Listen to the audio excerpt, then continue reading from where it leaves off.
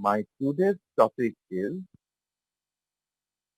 in a nutshell, the fourfold qualification of the pupil of or the student. See, Vedantic teachers maintain that genuine seekers जो सच में जानना चाहते हैं, संसार से जो मुक्त होना चाहते हैं, genuine seekers after knowledge must practice proper discipline. True knowledge is always accompanied by a direct personal experience. To know Atma is to realize that the self of man is nothing but pure consciousness or Chaitanya Swarupa. To know Brahman is to become Brahman. Sambhavi Sambhaiva Bhavati. Therefore, intellectual understanding of Vedanta must be followed by actual transformation of life. Otherwise, it is of no practical benefit to the aspirant. Vedanta is not a theoretical blabbering of some crazy fellows. Vedanta discusses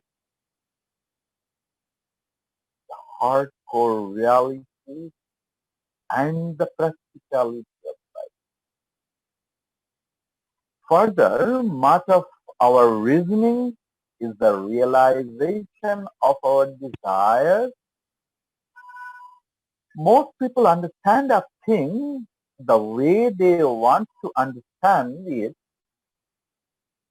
They prove only what they want to prove. Therefore, the attainment of truth demands complete non-attachment to everything, including our own thoughts and ego. Seekers of self-knowledge are exhorted to practice four disciplines, only four disciplines, known in Vedanta philosophy as sadhana chatushtaya, or four instruments of spiritual knowledge. See, sadhana chatushtaya is that much of important, that fourfold quality. So in all the Grantha, even in Upanishads also, all the Upanishads, by name you won't get, even in Bhagavad Gita also, without sadhana chatushtaya, without this fourfold spiritual qualification, if you dream of moksha, it will be a nightmare already. If you want to realize the truth, you have to be prepared.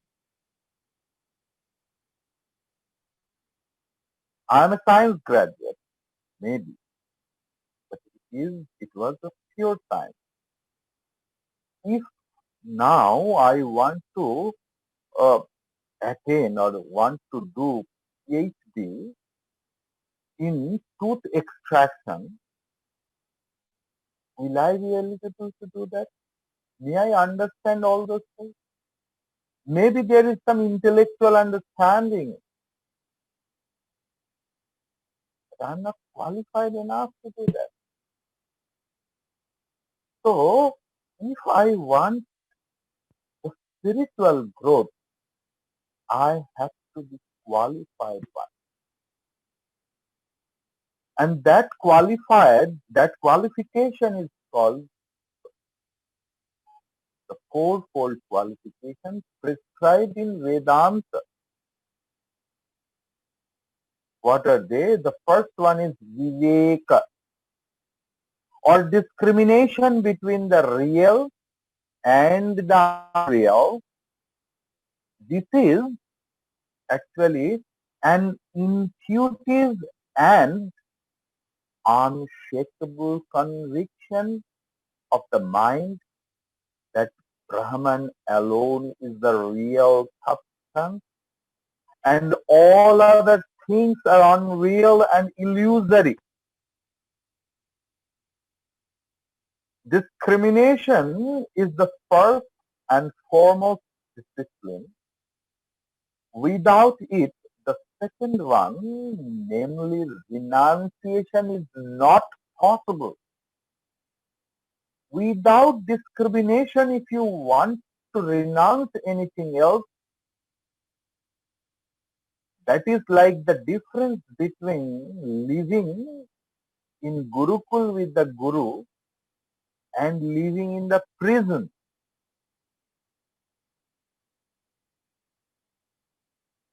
Because willfully, people do not go to the prison. They are forced to go. But in Gurukul, we go with our own effort. We pray to Guru that please keep me with you. I am surrendering to you and I am promising you all the things you will do, you will order me, I will do. I am here to do Guru Seva. See, in our ashram or any other places, I think everyone else, most of the people are having maids at your home, or businessmen are there who conduct a lot of businesses. So they are having a lot of staff, and you know very well how difficult it is to manage staff and to make things doing by them. We pay for it, but they are not willing to do. Then we force them to. But in Gurukul or in just Chinmay Mission, Kolkata is a very small ashram. We are the opposite thing. We restrain people from doing things. People come and they pray us that they want to serve. And that serving attitude has come from Viveka or real discriminating faculty. So without Viveka, renunciation is not possible. Second one is Vairagya or renunciation. This is the utter disregard of all pleasures.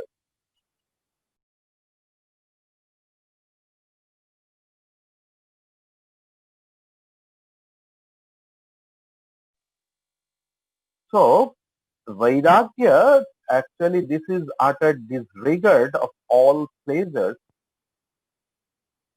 ranging from the enjoyment of the sensuous objects of this world to the experience of the happiness one expects in heaven after death.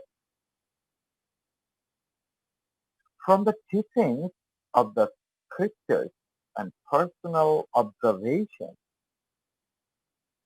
the intelligent aspirant realizes that no pleasure, whether here or hereafter, can have an infinite duration, since all pleasures are the result of finite action.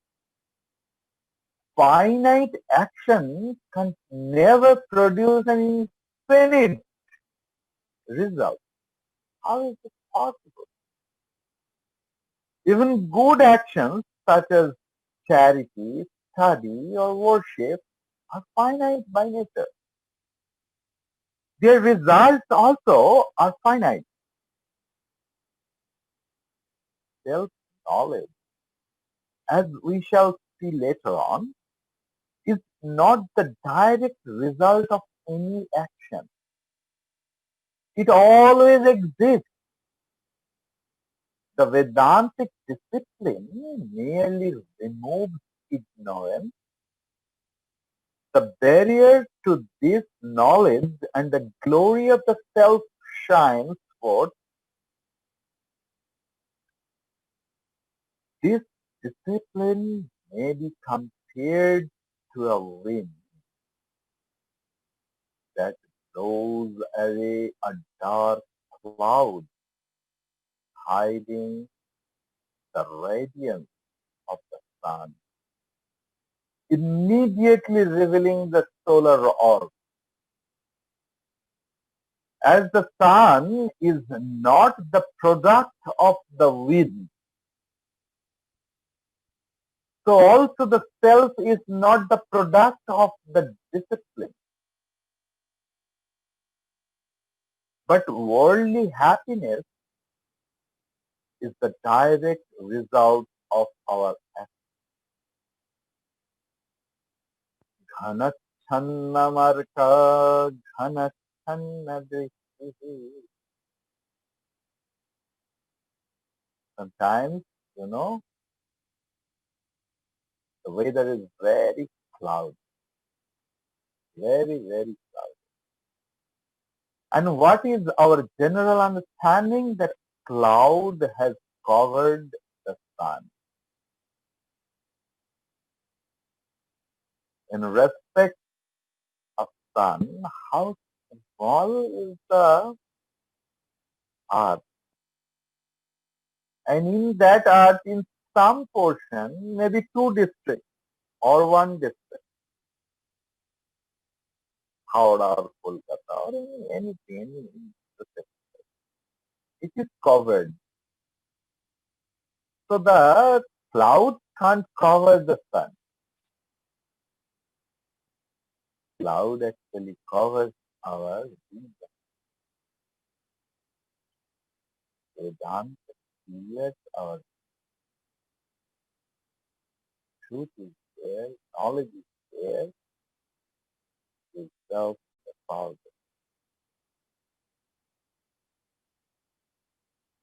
Now third one is Shatka Sampatti. That is six treasures.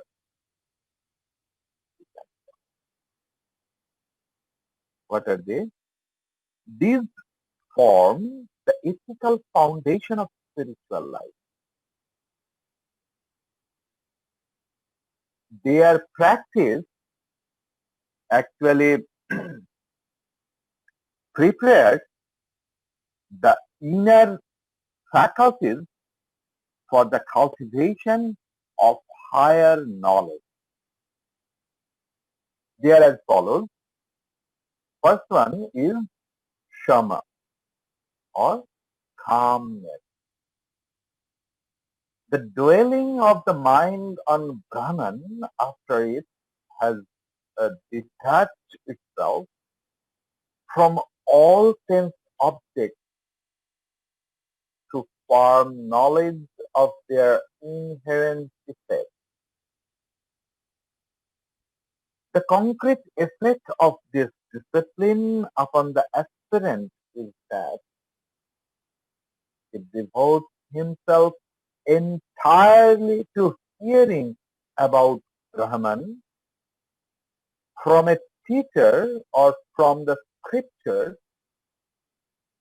reasoning about the instruction and then meditating on its meaning. A student of Vedanta like all true philosophers, must cultivate inner calmness. Must cultivate. He treads a very difficult path, often compared to the sharp edge of a razor. He must have convictions, but should never be swayed by passion. A Vedantist, a Vedantin, is often compared to a fire of blazing charcoal, free from smoke and noise after the wood is consumed.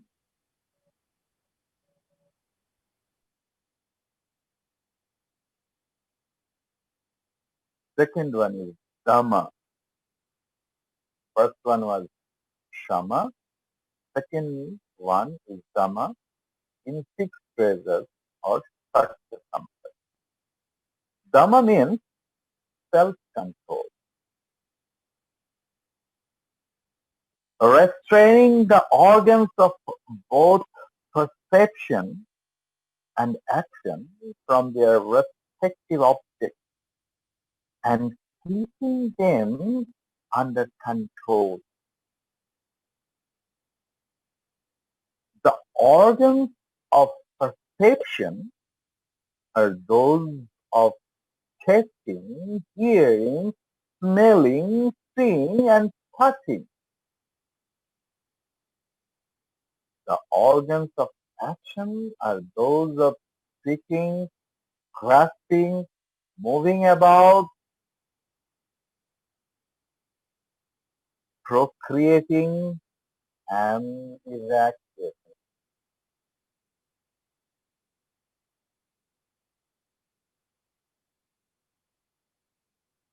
Chakshu, Karna, Nasika, Java, five organs of knowledge. Ears, nose, ears, eyes, nose, the tongue, and the skin. And five organs of action are Vak, Pani, Pada, Pai, Upastha. Organs of speech, hand, leg, the genitals, and the anus. Endowed with this virtue, the aspirant engages only in hearing about Brahman, reasoning about it, and meditating upon it. This is called Dhamma.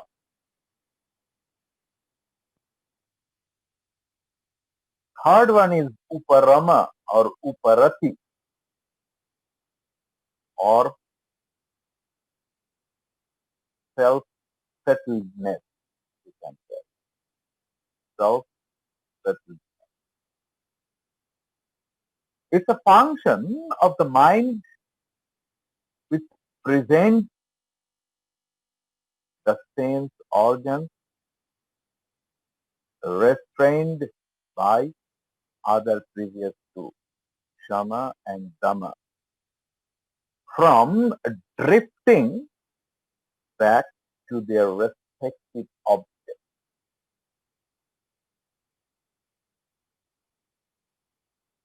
Swasva Golake Pratishtita in Vivek Purana. Keep all the sense organs in their respective position.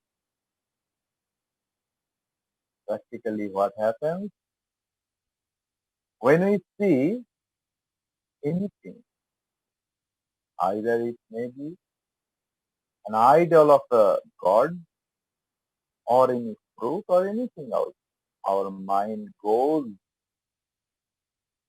and takes the shape of the thing. Even if we hear something else, our mind goes and takes the shape. with the head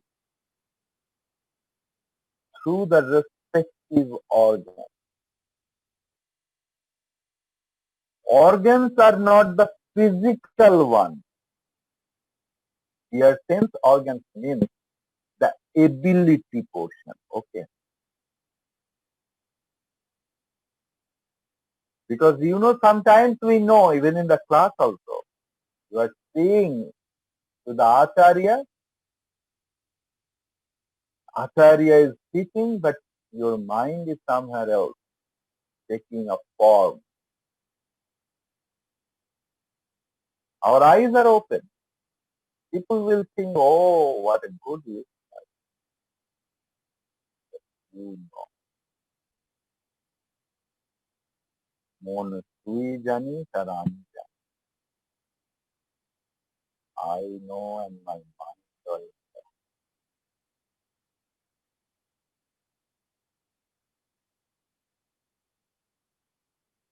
There is the famous proverb by a poet.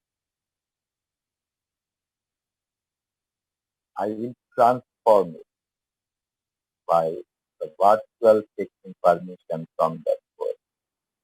The poet told, if a woman starts telling to the world or to her nearest one, all her secrets,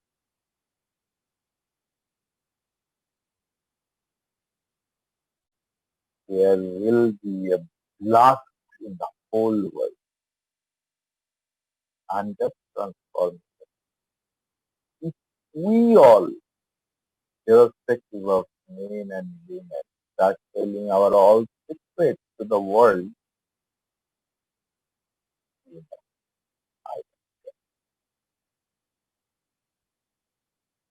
for that we need Shama, Shama.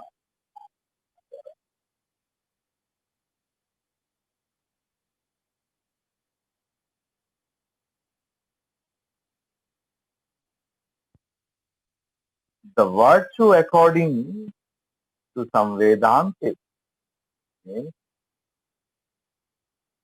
the relinquishment of worldly duties and the acceptance of sannyasa or monastic life.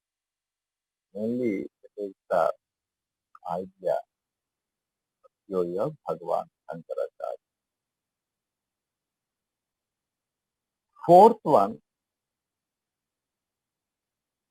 is Titiksha. So, among Satya Sampatti, we saw Shama, Dama, Uparama. Now, fourth one is Titiksha or forbearance. Vivek Puramani, famous verse is there. Sahanam sarva dukkhanam apratikara purvakam chinta vilaparasam tatiksha.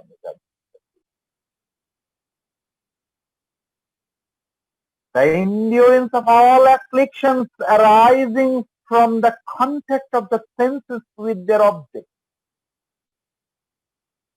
A man practicing this discipline does not care to relieve his physical suffering, nor does he show any anxiety or grief on its source.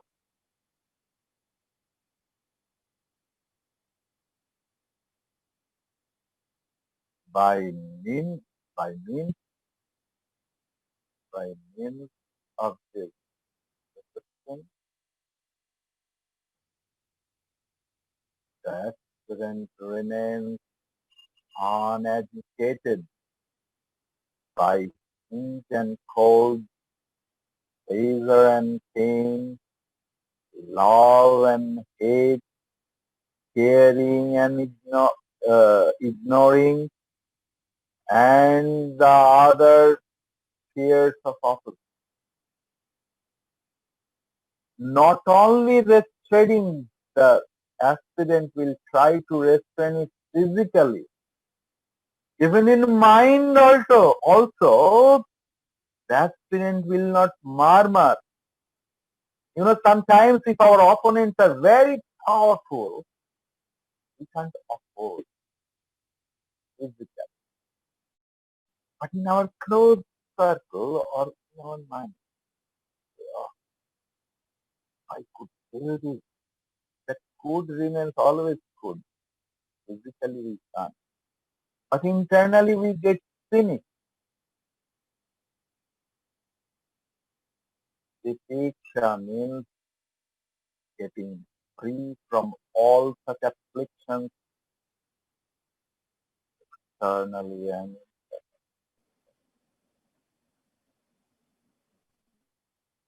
the fifth one is samadhana or complete concentration. Complete concentration. Concentration of the mind.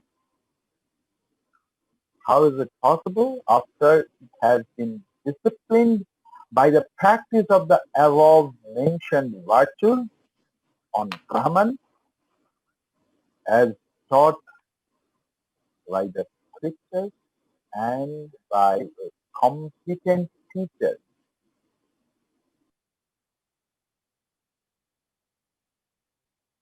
The sixth one is Shraddha. In some places, Shraddha and Samadhana, yes, Samadhana and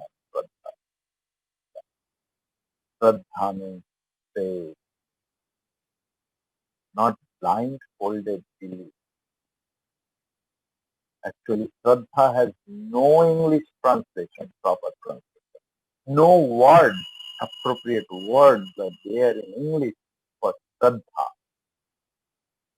Faith is the poorest translation. It's a function of the mind which enables the aspirant or sadhaka to accept as true the words of Vedanta as taught by a competent guru or teacher. This is not a mechanical or unquestioning belief. It is rather an affirmative attitude of the mind as opposed to the skeptical and negative. Endowed with this virtue, the sadhaka or aspirant intuitively believes in the existence of ultimate reality and in the eternity of the soul. Further, he knows that he is capable of making any sacrifice for the realization of truth. सत्य को जानने के लिए जो तैयार है, सब कुछ छोड़ने के लिए, सब कुछ करने के लिए जो जो अपना गुरु और शास्त्र ने बताया. It is said in the Kathopanishad that Nachiketa, armed with Shraddha, went to the abode of the king of death to seek the knowledge of the hereafter. Without this affirmative attitude of the mind, no success is possible in spiritual life. Not so what we saw right now, among fourfold qualifications, we have completed three. Viveka, Vairagya, and what is there? Shatka Sampat or sixfold qualification. And that sixfold qualification also we have completed. Now the fourth one, the most important thing for which we have come over here. And the fourth fourth qualification among in the fourfold qualification is mumukshutvam, or longing, intense longing for liberation. This is the intense longing of the student to free himself through the knowledge of the true self from all bondages pertaining to the body, the mind and the ego, bondages created by the ignorance. It must be understood that longing is totally different from restlessness. ब्रह्म को ढूंढने का वासना जागतिक चंचलता से अलग है. This longing is completely different from restlessness, which is an inferior state of mind. Restlessness is an inferior state of mind. A restless mind shows lack of self-control and also a lack of firm belief in the existence of truth. Restlessness creates confusion, anxiety, depression, doubts inside. We can't have faith. We always try to compare with our bad experiences, past bad experiences. The longing for freedom is the result of all the virtues mentioned above, mentioned earlier.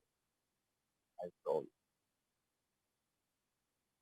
Shama, Dama, Uparama, Vichitta.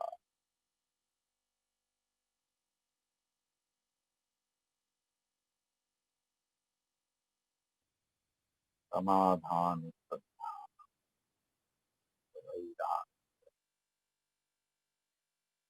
it endows the mind with an intense one-pointedness and enables it to pierce through the thick crust of ignorance. Renunciation and the longing for freedom are the credential virtues through which the others bear their fruit. So, with others,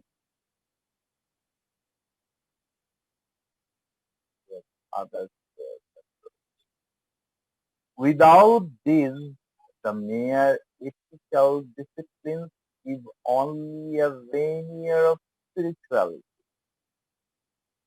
If you have all qualities, you are having viveka, you are having vairagya, if you are having shama, dama, uparati, titiksha, shraddha, samadhana, but if you don't have mumukshutva, longing, seeking, intense seeking for truth, everything is just the mirage water. The great Shankaracharya ji lays emphasis on the cultivation of bhakti or devotion as supremely necessary to the attainment of liberation. With the knowledge, with the firm determination, we must have to cultivate devotion, the supreme love, the purest form of love or bhakti inside. Is single-minded zeal and unswerving passion for the realization of truth.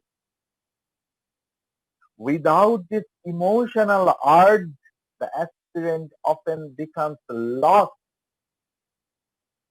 in the wilderness of dry intellectualism or finds comfort in the ivory tower of a speculative philosophy. He fails to reach the goal. If we really want to reach the goal, there should be a nice blending of knowledge and pure love for God. Om Purnamada Purnamidam Purnat Purnamudachyate Purnasya Purnamadaya Purnamevavachyate Om Shanti Shanti Shanti Hari Om Shri Gurubhyo Namaha Hari Om Hari Om to everyone else.